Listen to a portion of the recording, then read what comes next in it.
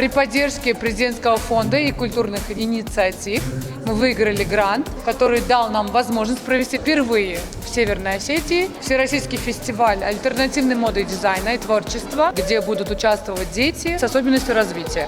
В Осетии есть такие дети, ими нужно заниматься, их нужно развивать, их нужно направлять, чтобы эти дети чувствовали, что они нужны этому обществу, что они такие же, как мы.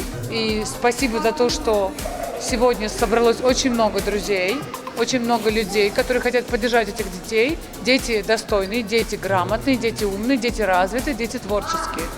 Действительно, это стартап для того, чтобы наша республика могла участвовать в том, в чем никогда не участвовала. И эти дети могли заявить о себе на весь мир. Мы работаем с детьми с особенностями развития уже более 20 лет, но мы хотели дальше проводить свою идею, давать детям возможность выйти на подиум. Подиум – это не просто минута славы в качестве модели, но наши девочки и мальчики, они еще и дизайнеры, стилисты, и осваивают очень многие профессии, которые востребованы в модной индустрии.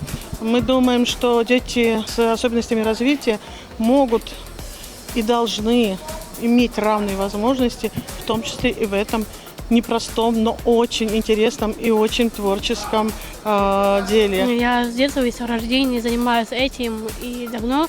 Я юный дизайнер, потому что я люблю этим быть. Это для меня специальность и творчество, чтобы продвигать дальше. Я делаю сама платья, я помогаю с коллекциями. И я приехала, чтобы показать свои костюмы и свое достижение, то, что я умею делать.